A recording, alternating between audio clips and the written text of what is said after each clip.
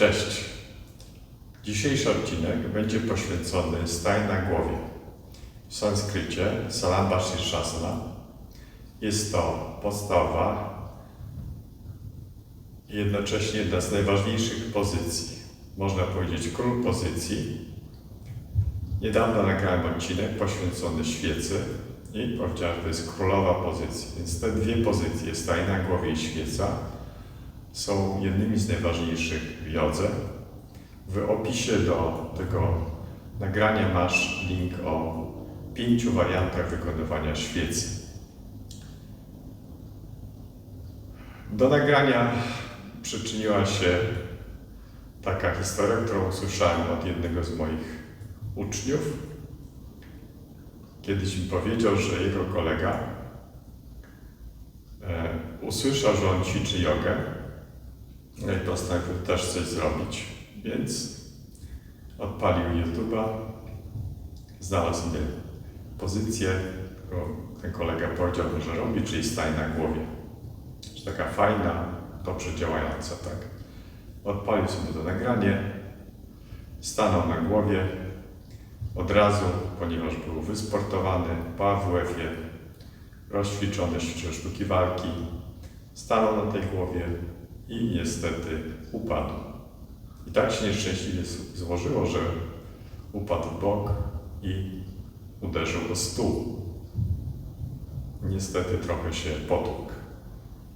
Więc żeby tego uniknąć, trzeba prawidłowo i bezpiecznie umieć stawać na głowie. Więc w tym nagraniu będzie o tym, jak zrobić staj na głowie.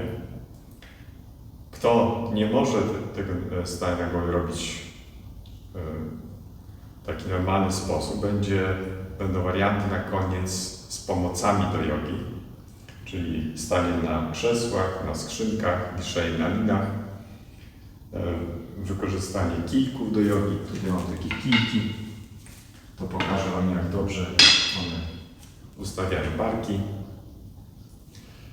Ponadto będą etapy wykonywania stania na głowie, czyli etap pierwszy, drugi, trzeci i jeszcze inne. Następnie warianty stań na głowie, które się robi na przykład opuszczając nogę, skręcając się, zakładając lotos.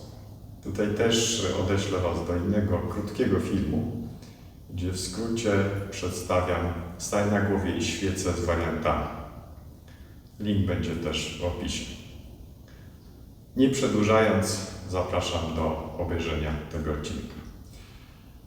Pierwsza i podstawowa zasada stań na głowie to jest, żeby robić stań na głowie, musisz już ćwiczyć jogę minimum miesiąc, a lepiej jest nawet dłużej. W tej praktyce jogi musisz też już po drugie opanować świecę, umieć stawać na barkach. Jak już umiesz robić świecę, minutę, 5 minut, to wtedy jest czas na to, żeby uczyć się wprowadzać stanie na głowie. I jak to zrobić bezpiecznie i prawidłowo? Po pierwsze, czy nie masz problemów z szyją? Jeśli tak, no to nie jest możliwe stawanie na głowie normalnie na czubku głowy. Tak, ręce są w ten sposób. Staje na głowie jeden. I trzeba robić warianty inne, gdzie nie ma tego nacisku na głowę. To więc pokażę to później. Stanie na barkach czy wiszenie na linach.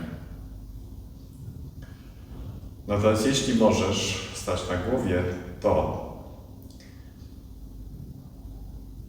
możesz to zrobić przy ścianie takiej, i tutaj zaraz pokażę na końcu, albo zrobić w kącie ścian, tak?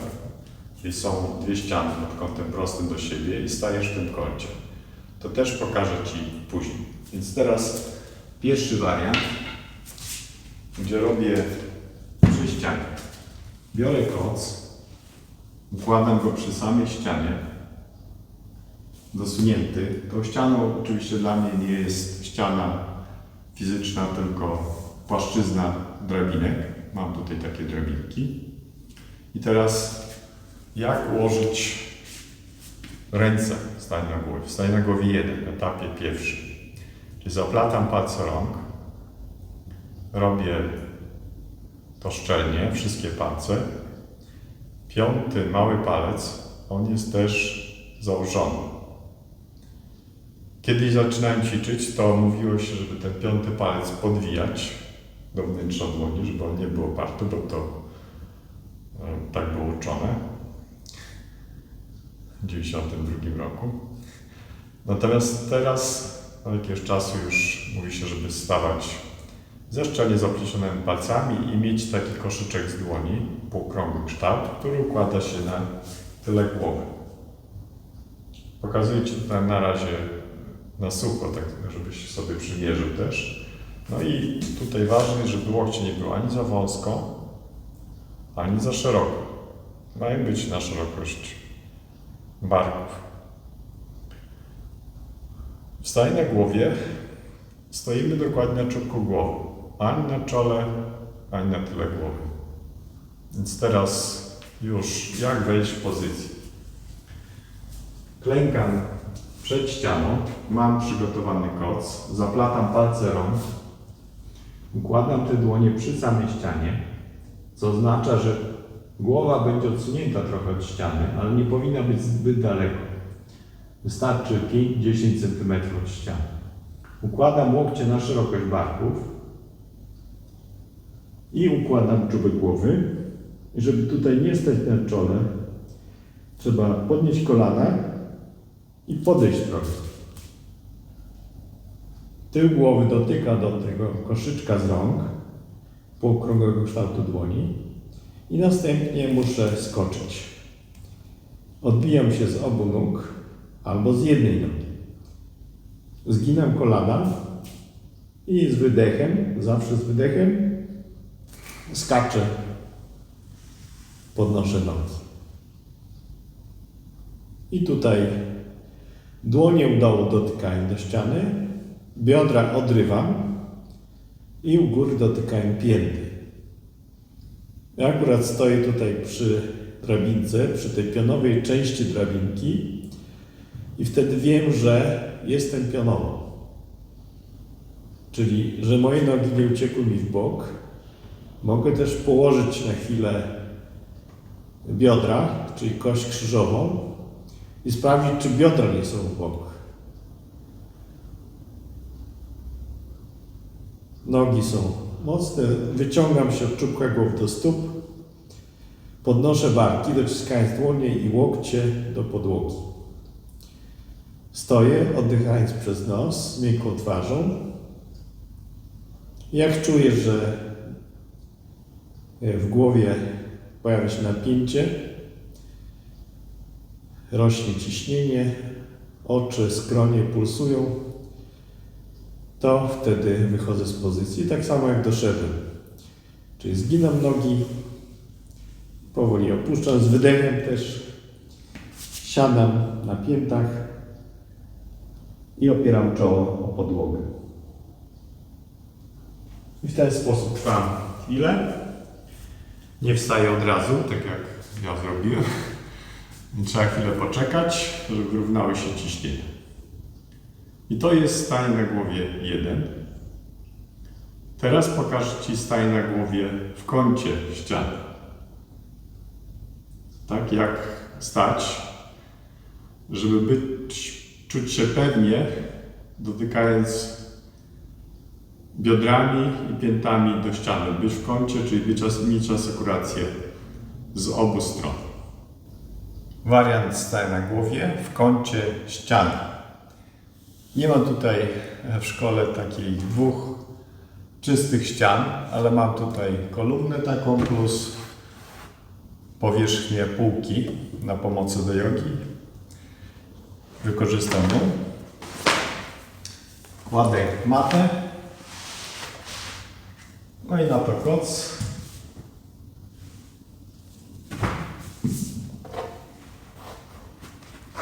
Ustawiam się pod kątem 45 stopni. Układam dłonie w kącie i stawiam czubek głowy. Podchodzę, podnoszę kolana, podchodzę i z obu nóg z wydechem skaczę. Odbiłem się za mocno.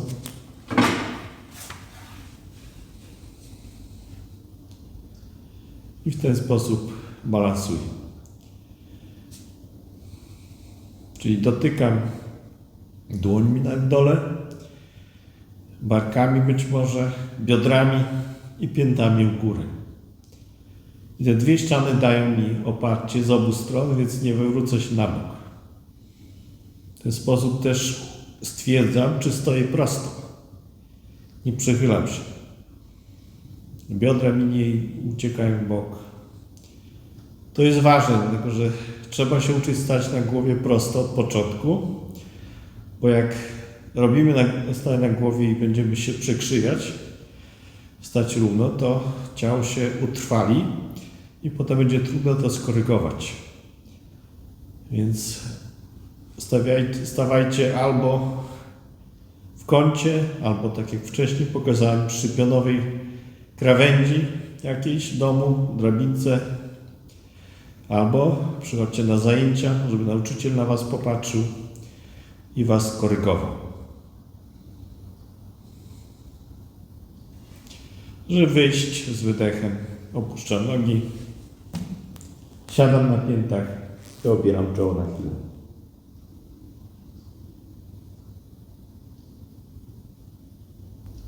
Teraz jeszcze o zasadach bezpieczeństwa i przeciwwskazaniach do wykonywania stania na głowie. Wspomniałem już wcześniej, że problemy z szyją, czyli zwyrodnienia szyi, dyskopatia odcinka szyjnego kręgosłupa uniemożliwiają stawanie na głowie, że opiera się na niej ciężar na szyi. Ponadto, jak ktoś ma jakąś dużą wadę wzroku, tendencję do odklejania siatkówki i inne problemy, choroby oczu, raptowne zapalenie uszu też nie jest tutaj możliwe stawanie na głowie. Ponadto osoby mające wysokie i niskie ciśnienie. W takim wypadku trzeba zacząć od pozycji poodwróconych. Potem, tak jak powiedziałem na początku, trzeba nauczyć się robić świecę.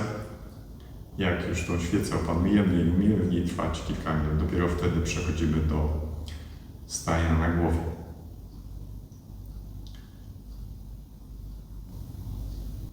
Teraz etapy stania na głowie. To, co pokazałem, to był etap pierwszy. Teraz pokażę wam etap drugi.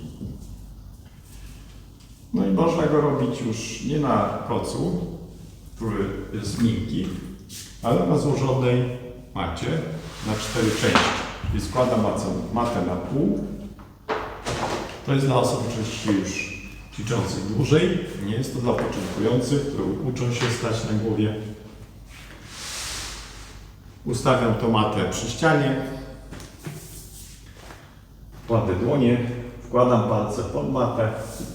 Była dobra odległość, czyli trójkąt między czubkiem głowy i dłońmi.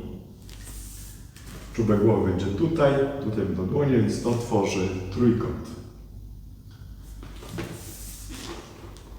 I stawiam czubek głowy, opieram tu głowę o ścianę, podnoszę kolana, podchodzę bliżej i początkujący są uczeni stawać na głowie, skacząc z obu nóg, ze zgiętymi nogami, tak jak powiedziałem wcześniej, albo z jednej nogi, jedną prostą robię zamach i skaczę, tak? I tak samo schodzę, z jedną nogą puszczam, ale jak ktoś ćwiczy dłużej, to uczy się stawać podnosząc proste nogi.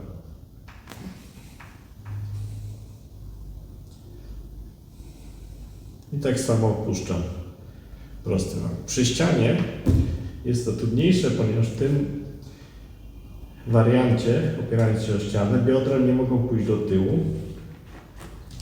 więc trzeba się odsunąć trochę od ściany.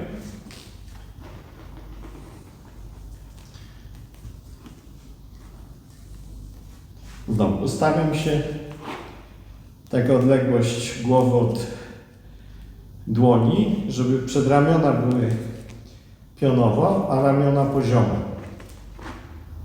Trzymam łokcie na szerokość barków Zwiększam ciężar na głowie i dłoniach, opieram się na koniuszkach paluchów, nogi proste i podnoszę nogi.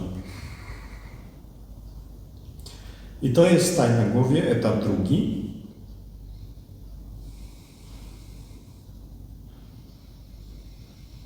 Jest też etap trzeci, różniący się ułożeniem dłoni.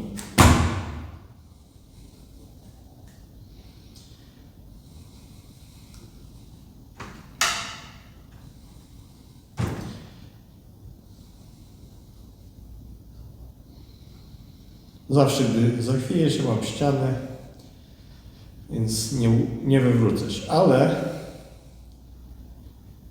jak się uczyłem stać na głowie, na początkach mojej kariery jogicznej, to najpierw stałem oczywiście pod ścianą i pewnego dnia mój nauczyciel powiedział, no idź na środek, zrób na środku, tak? Więc ja nie byłem jeszcze pewny, nie miałem tej równowagi. Stań na głowie wyrabia równowagę, daje równowagę psychiczną i fizyczną. Opanowanie jest bardzo korzystne dla nas. Więc wziąłem matę, koc, no i stań na głowie jeden, tak? To stań na głowie jeden. Zrobiłem, podniosłem się i co się stało? Wywróciłem się, poleciałem do tyłu. No i nic mi się nie stało, ponieważ wiedziałem o zasadzie, która obowiązuje przy uczeniu się stania na głowie. To znaczy trzeba rozłączyć palce i tak się poddać. Wziąć brodę do mostka i rozluźnić się i spaść. Nie, żeby nie było proste ciało, tylko tak trzeba się troszkę zgiąć w pałąk. Jak ktoś się boi, to może jeszcze sobie tam z tyłu rozłożyć za plecami koc. Oczywiście zasada bezpieczeństwa jest taka, że nie może nic leżeć. Nie może być tego stołu, czy jakiegoś stołka, czy czegoś, jakiegoś mebla, o coś, o co moglibyśmy uderzyć.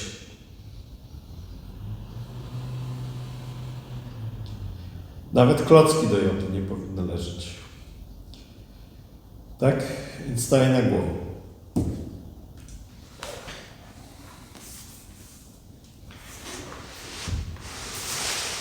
Był taki dzień, że wziąłem matę, stanąłem na głowie, nogi zgięte, jeszcze chwiałem się tak, stanąłem na głowie, bo się chwiałem i pyk, spadłem. No i w ten sposób. Rozłączam palce. Zwijam się troszkę w pałąk i mogę tak spaść, nic mi się nie stanie. Tak jak zaprezentowałem, tak? Teraz jeszcze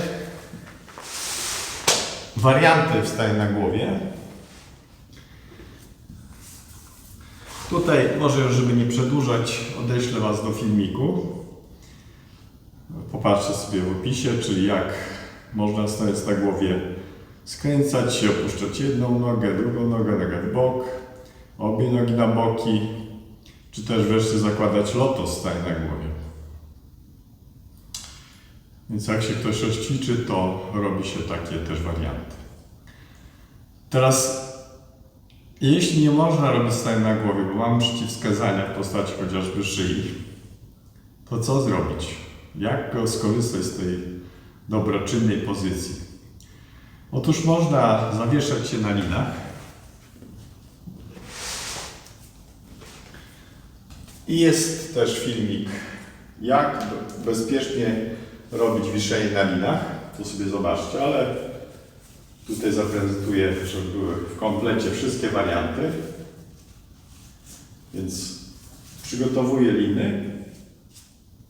Jedną linę mam na całą długość, drugą złożoną w pół.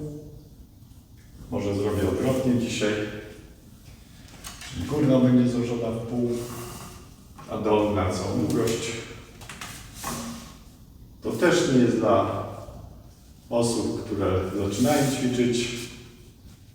Dla osób rozćwiczonych też nie zalecam wykonywać tego wariantu zbyt często, bo jest pasywne wiszenie i dół pleców się osłabia. Żeby lina się nie wrzynała, można użyć specjalnych taśm, są takie, ale tutaj mam liny, więc liny są uniwersalne, więc żeby się lina nie wrzynała, przygotowuję sobie koc, składam go w pół, przykładam do bioder, żeby mieć wolne ręce na chwilę, opieram się biodrami o ścianę i zakładam pasek.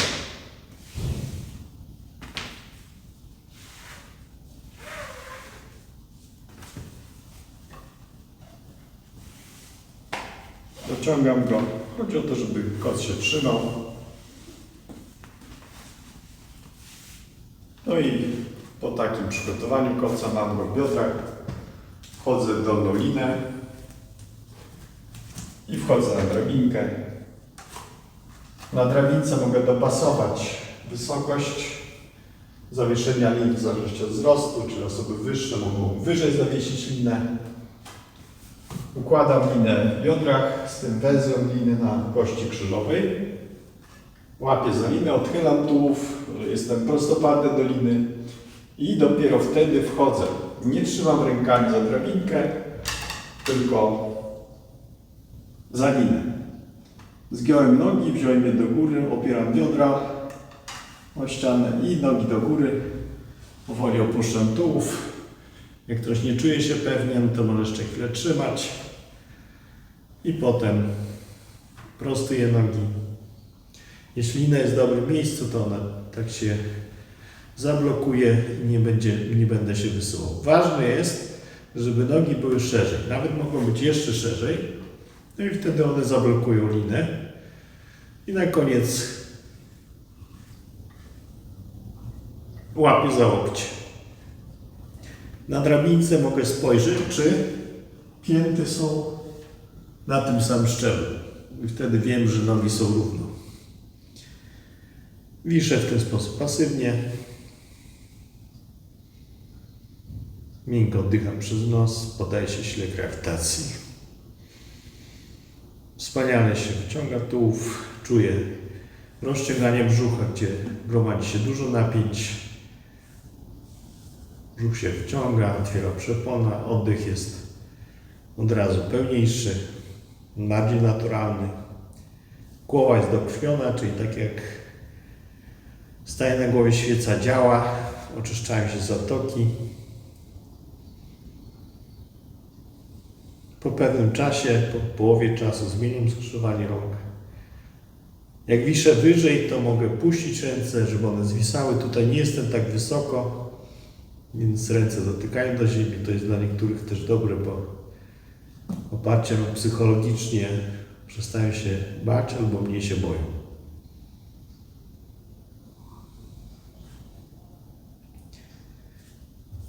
Żeby się podnieść, to trzeba ręce wziąć do góry, złapać za linę, podnieść tułów i opuścić nawet, powoli zejść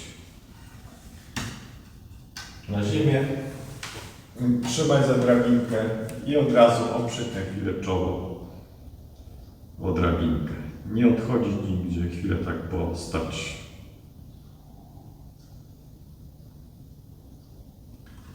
Czasem po wiszeniu na linach robi się ciemno przed oczami, więc trzeba odczekać 30 sekund, na minutę i dopiero wtedy robić kolejną pozycję.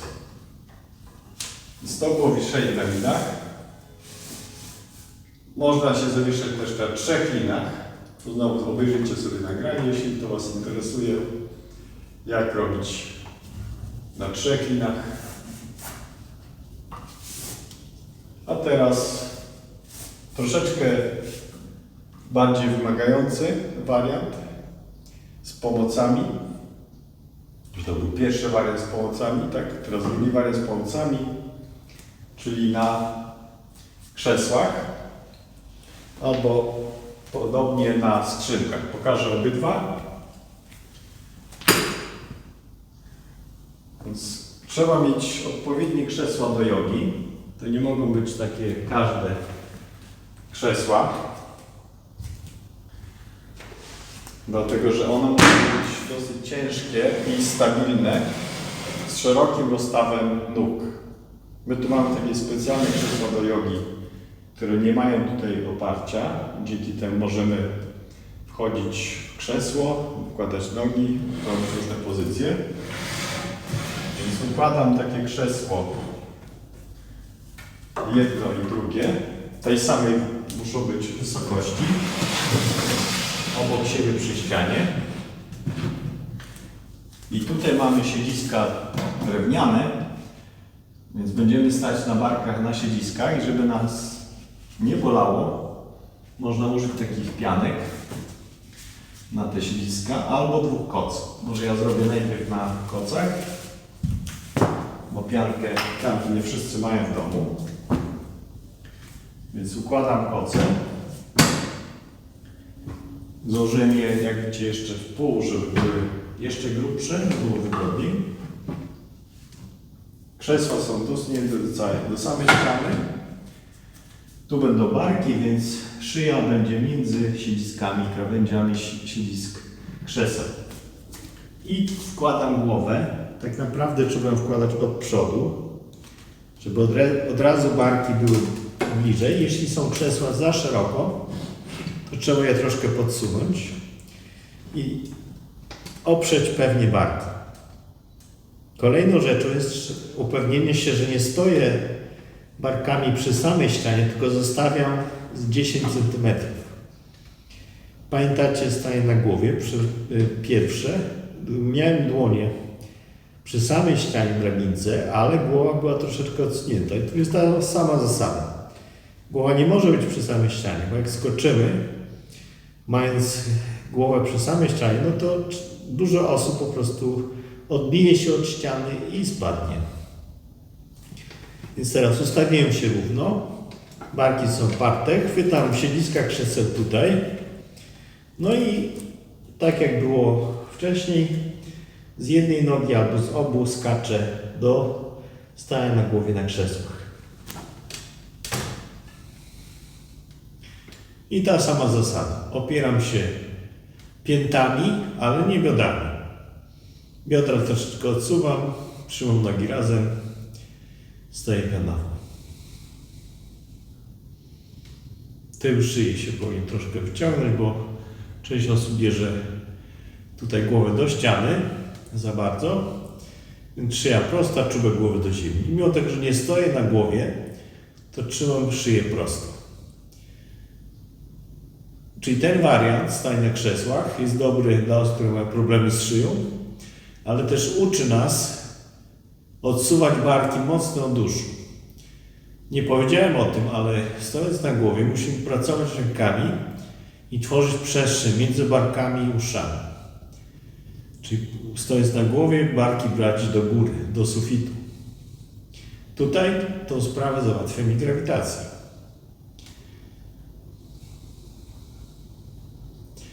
Jak ktoś umie, już robi kolejny raz, to można nawet rozluźnić ręce i położyć na siedziskach. Nie muszę pracować rękami, tak?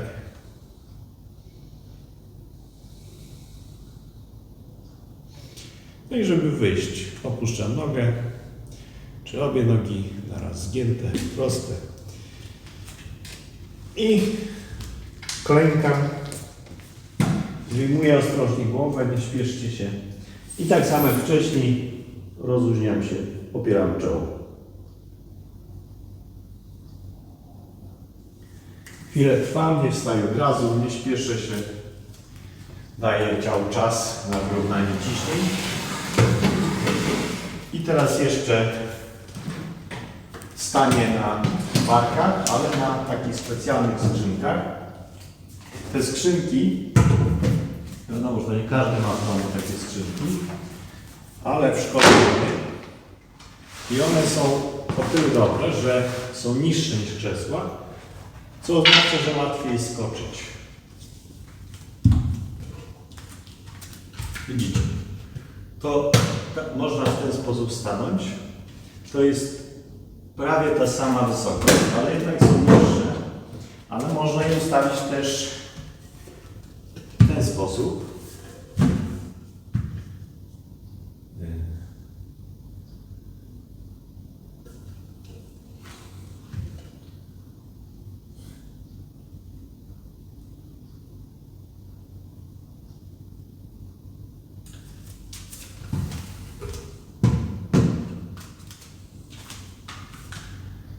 Teraz,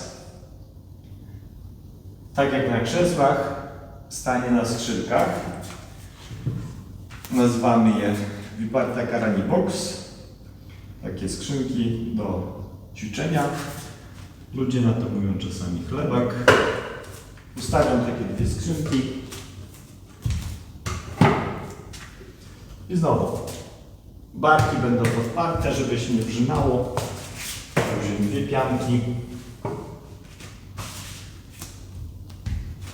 Wejść w te skrzynki ostrożnie. Podsunąć troszkę bliżej. No i skoczyć. Psychologicznie jestem trochę niżej niż na krzesłach. Łatwiej jest balansować. Łatwiej skoczyć, wstać. Skrzynki są niższe, stabilniejsze niż krzesła. Nie wywrócą się, nie odsuną. Tak samo. Wychodzę i robię skok do przodu.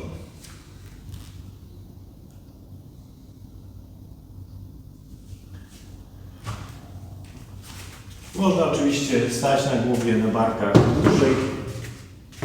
Jak uczymy się robić stań na głowie, to z tego minutę, dwie. Pierwszy, drugi raz. I potem stopniowo ten czas się wydłuża. W końcu dochodzimy do 4, 3 minut, 5 minut i nawet dłużej. 7, 10 i jeszcze dłużej. Jak ktoś już ćwiczy regularnie, robi stań na głowie codziennie. Więc teraz kolejny wariant. Stań na głowie z pomocami. Z wykorzystaniem kijków do jogi.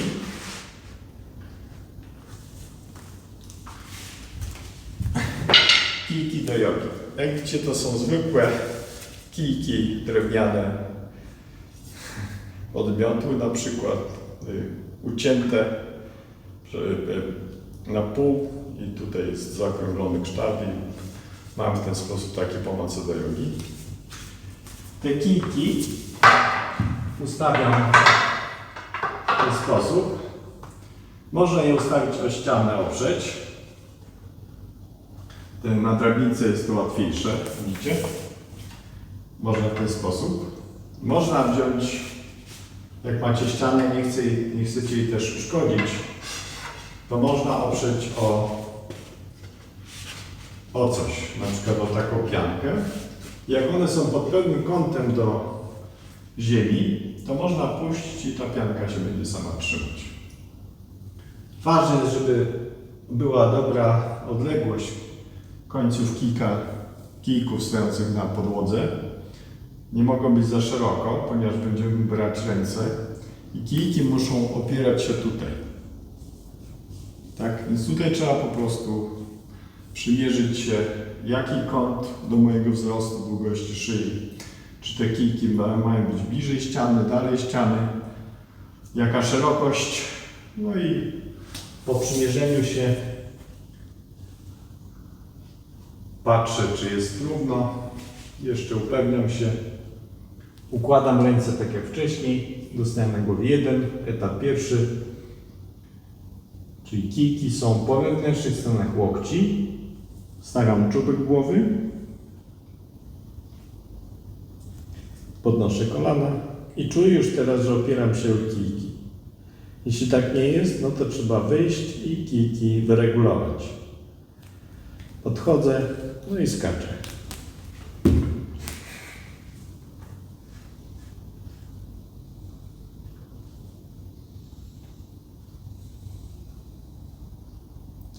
Kijki nie pozwalają mi opaść barką, trzymają je. Tak jak powiedziałem wcześniej, barki trzeba odsuwać od uszu, podnosić i rozszerzać, tak żeby zmniejszać kompresję szyi. Żeby szyja była długa, wyciągnięta i prosta.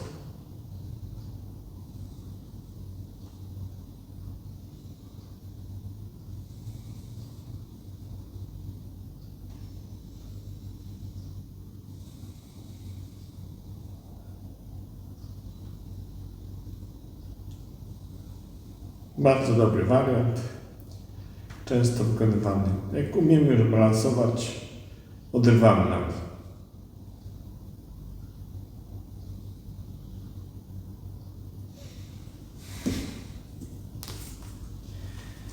I znowu opieram czoło, rozluźniam się przez chwilę.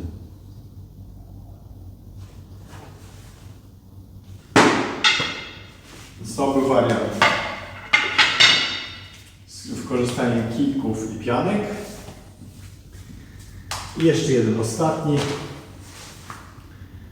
gdzie stoję na głowie. Może też wykorzystam matę.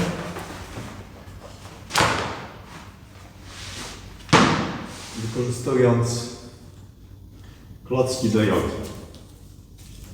Biorę kilka klocków.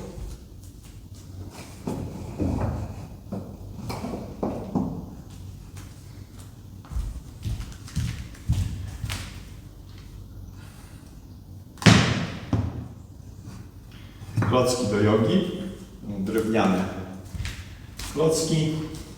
Pierwsze dwa klocki ustawiam w ten sposób, pod kątem prostym do siebie przy ścianie. Pamiętacie wcześniejsze nagranie w kącie ściany? Więc te klocki tworzą jakby ten kąt ściany. Następnie kolejny klocek ustawiam w ten sposób.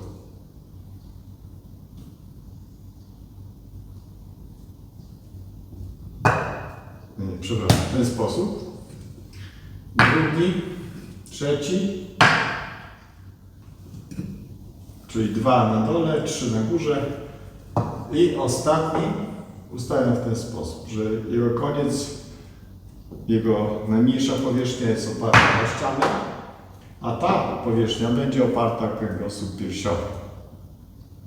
Wysokość znowu trzeba dobrać. Może to będą tak klocki, może dla osób wyższych jeszcze jeden klocek, albo 2 klocki, to jest tak klocek, tak, to jest troszeczkę wyżej niż 3 klocki, tak, więc tutaj trzeba znowu znaleźć doświadczalnie swoją wysokość. Ustawiam te klocki w ten sposób. Tu jest ważne, żeby te klocki nie były przy samej ścianie.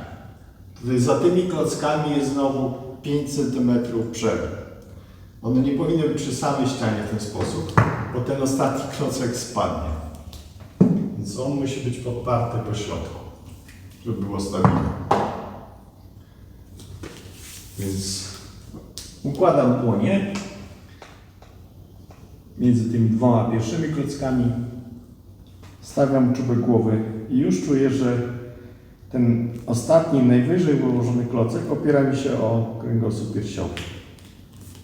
Podnoszę się, prostuję nogi, podchodzę bliżej, zginam nogi i skaczę.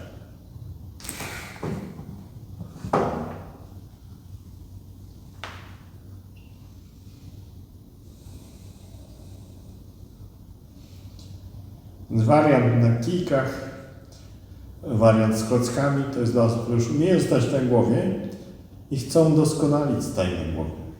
Czyli jak pracować, jak się prostować stań na głowie, jak się wyciągać stań na głowie. Więc tutaj ten klocek, który opiera się o odcinek piersiowy, uczy mnie chować go. Barki do góry, piersiowy do wewnątrz i chowam przednie wolne żebra. Biodra idą troszeczkę do przodu, jak popatrzę na siebie z boku, to od razu stoję prostszy.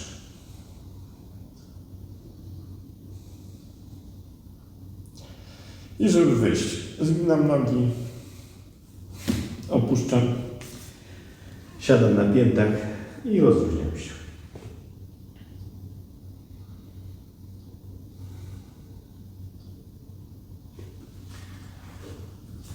To był ostatni wariant stania na głowie, wariant z pomocami. Pamiętajcie, że po staniu na głowie zasada mówi, że ileś tam czasu staliśmy na głowie, to tyle samo czasu potem trzeba zrobić świecę. Jak zrobić świecę, jakie są warianty świecy, obejrzyjcie sobie na poprzednim nagraniu. To wszystko. Dziękuję za obejrzenie tego odcinka. Jeśli się Wam podobało, to dajcie kciuka w górę. Możecie włączyć sobie powiadomienia. Będą Wam przychodzić w nowych filmach. Jeśli macie jakieś pytania, piszcie w komentarzach. Jeśli coś jest niejasne, chcecie jeszcze, żebym rozszerzył, opowiedział o czymś, o których wariantów, to też dajcie znać. Dziękuję. Do zobaczenia. Cześć.